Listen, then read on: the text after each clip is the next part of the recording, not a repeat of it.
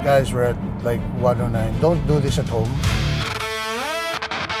Parang mayaman na tito na na-stock noong 2019. Gusto ko ma-simulate yung pag hindi nakita yung humps, ano feeling? Everything is just put in the right place. Yung wala siyang options na hindi pinag-isipan.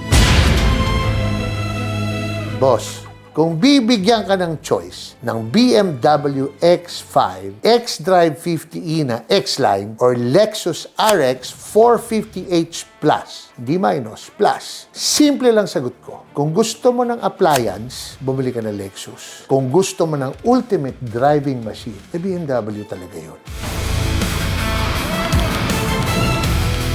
So guys, we're going through our test track here in Sub-Saharan White Plains na courtesy of DPWH. Actually, gumanda na yung kalsada kasi naka-BM tayo.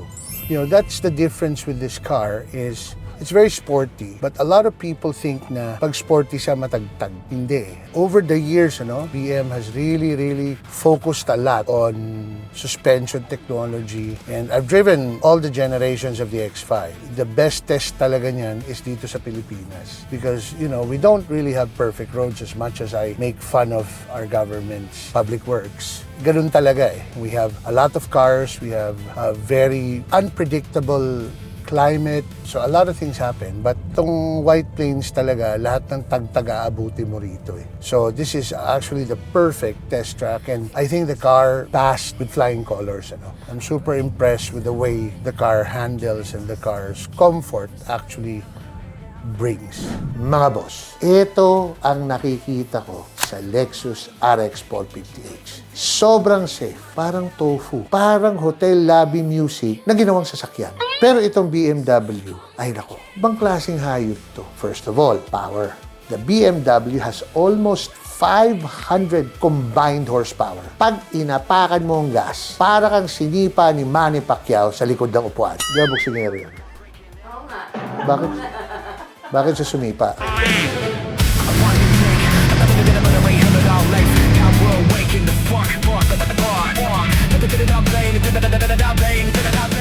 Super stable. Guys, we're at like 109. Don't do this at home.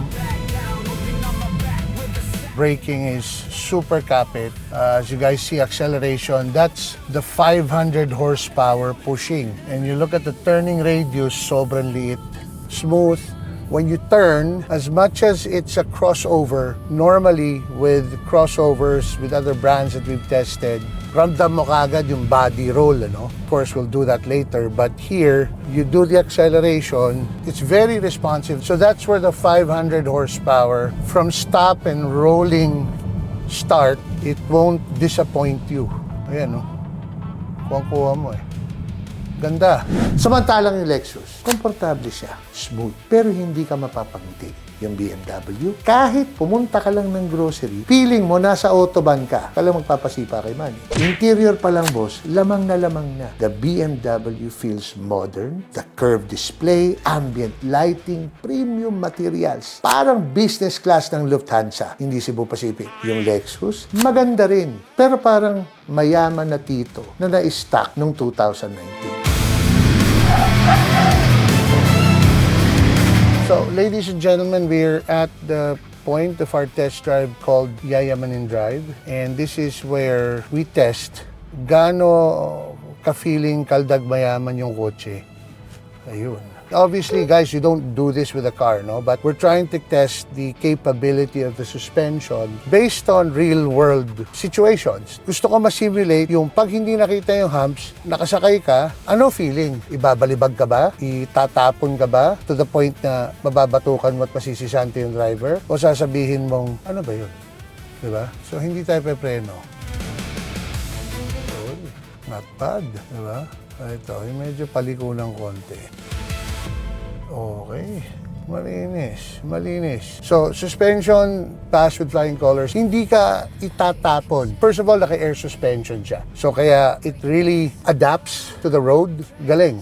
Now, let's talk handling. Ito yung pinakamalaking lamang ng BMW. Alam niyo yung feeling na malaki yung SUV mo, pero parang maliit dalhin? Yan ang magic ng X5. Pag nag-corner ka, nakadikit. Pag mabilis, stable. Pag traffic, refined.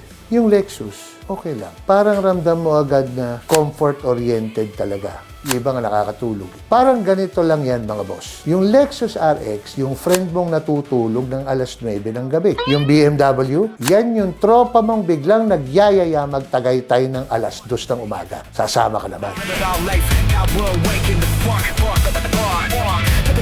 Guys, even yung extreme maneuvering, it actually, wala yung body roll niya, oh. Ganda. It's para siyang nagbabalay lang, di ba? Minsan nga, nagbabalay, nababalian pa. Ito hindi, Pareho silang plug-in hybrid. Parehong matipid. Parehong sosyal. Pero ang difference, yung BMW gives you efficiency without sacrificing the excitement. At ito pa, yung X5 feels expensive. Hindi lang dahil mahal siya. Mahigit 5 milyon, talagang mahal, di ba? Pero dahil ramdam mo, saan napunta pera? Hindi ka mukha ng mga mambabatas natin. Nawawala na lang yung pera na walang ginawa. Guys, putting it all together, no? And I've been driving this car since yesterday. I was really surprised because, we've reviewed the other X5, no? It's just such a fun car to drive.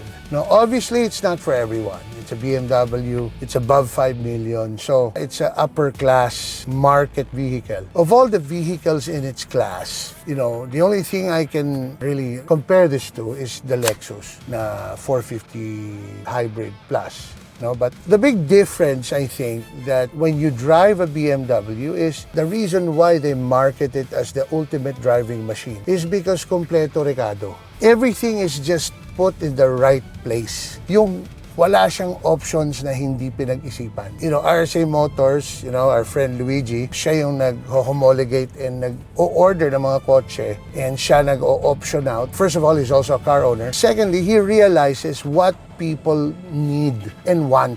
And they fuse that together. That's the difference. It's run by car enthusiasts and people who understand cars, and they understand the psychology of a buyer that is looking to buy a car in this segment. So, it's an exciting car. First of all, hindi ka makabili ng sports car kasi meron ka 2 anak, tsaka malamang papatayin ka ng asawa mo kasi pag Sunday na umaga, alam niya, poporba ka lang, hindi siya kasama.